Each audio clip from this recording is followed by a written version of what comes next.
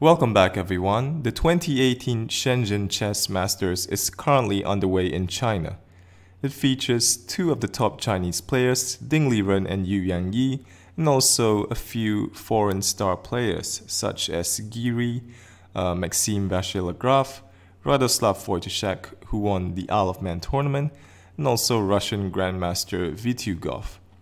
The game that we are taking a look at today is from round 1 of the tournament, played between Anish Giri and Liren. I'm sure most of us are watching Liren closely to see if he can beat Tal's record of 95 unbeaten games. Ding is currently at 94, so he is getting very close. Anish Giri with the white pieces in this game, and he opens with the move e4. Ding responds with e5, a very solid choice. We have knight to f3, and we have the Spanish from Giri. Ding goes for a6, the Morphy defense.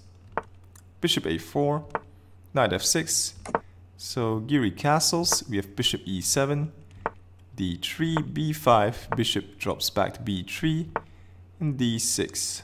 Lots of moves are possible here for Giri. He can go h3 to stop bishop g4, he can go a4, he can also go knight to c3, but here Giri chooses to go a3, just giving this bishop a flight square on a2, and also stopping this knight from being kicked after it is developed with b4. Black castles in this position, we have knight to c3, bishop g4 threatening knight to d4, therefore Giri guards the d4 square with his bishop to e3. Ding continues with knight to d4, so that has to be taken, otherwise black simply takes on f3 and messes up white's structure. So here not knight to e2, because then again bishop takes f3, and white's king side is a bit suspicious. So here knight to d5, the most active square for the knight, and here black's pawns are doubled, but it is not really a big deal, as they are clumped together and everything is protected. So Ding plays c5 here, and a4 from Giri. So quite a typical idea in these Spanish structures. But it does seem a bit odd because white has played a3 first, then only a4, so it seems like black is doing quite well in this opening. Bishop e6 from Ding, challenging white's control of the d5 square. So here, if instead of bishop to e6 if b4, then white would have very nice control over the light squares. So after a4, bishop to e6, and Giri decides that he doesn't have much in this position, so he trades down. Knight takes f6. So here bishop takes, f takes. One idea here is to play rook to e1, threatening to go e5. And if black plays queen to c7, white goes e5 and then plays queen to e2, and he can choose to take on e5 immediately or play it positionally with knight d2 and blockading on the e4 square. So rook e1 seems very logical, but Giri plays g3, which seems a bit strange, weakening the light squares around the king. Well, maybe he wants to support some f4 push in the future. So Ding plays queen to d7, just potentially looking at h3. So Giri captures on b5, opening up the a file, so there is now tension between these rooks.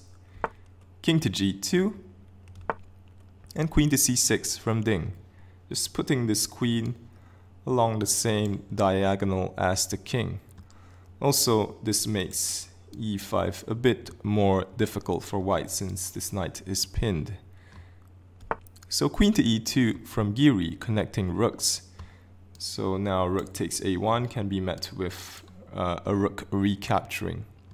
So if black were to play d5 here, trying to open up the position, then white has two good ways of handling this.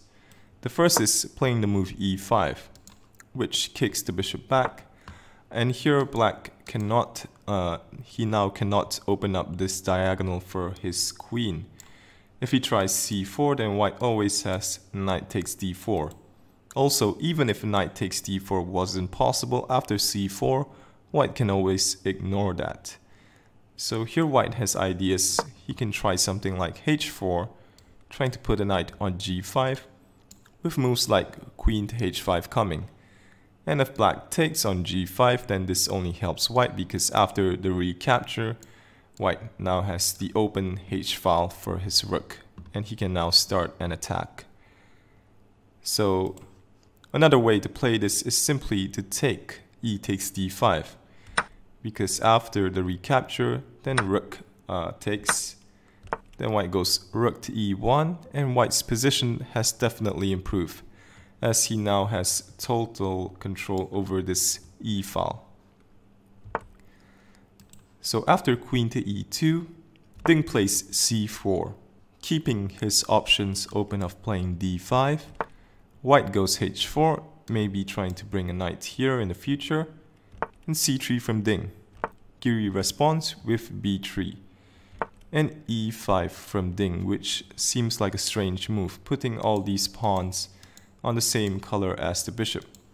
But this is actually okay for black because there are still quite a few pieces on the board. So if there were only this knight and the bishop, then this would be extremely bad for black. So this move e5 gives black the potential of playing d5, when white cannot meet d5 here with the move e5. So at the moment there is a lot of tension on the a file. Giri plays knight to g1, preparing an advance with f4, b4 from Ding. So here d5 is also perfectly playable. If that's taken, then after queen takes, black has improved his queen just a little bit. But both sides are equal here, and white doesn't have any advantage in this position. But anyway, in the game we have b4 from Ding. So Giri decides to eliminate the tension on the a file, and now he pushes f4. Seems like there isn't much in this position. Probably just rook to a2 from Ding, putting some pressure on c2. But nothing much can be achieved here. But instead of playing rook to a2, here Ding captures on f4, trying to create some imbalance in the position. But even then, it seems like there still isn't much here. So if rook takes f4 is played, then after bishop e5, rook to f1, black can try to maneuver his queen to attack this g-pawn. For example, queen here to d7, something like queen e6, queen g6. But here just queen to f3, and maybe rook coming to c2 just to safeguard that c2 pawn. And black cannot achieve much with white's pressure down the f file. So after e takes f4, here Giri plays g takes f4, allowing black to go bishop takes h4 and win a pawn. So Ding actually doesn't have to take this. He can just play rook to a2, and the position is quite equal with nothing much to play for. But here Ding decides to go for it with bishop takes h4, allowing white to get some initiative after queen to g4. But you gotta give credit to Ding because he never backs down from a fight. So Ding plays the most challenging move in the position, which is d5. So here if bishop to f6, then white's queen enters the position after queen to e6 check, and after knight to e3, which would unpin this pawn. And if black is not careful, e5 at the right moment could cause some damage, and white also has some prospects down the h file.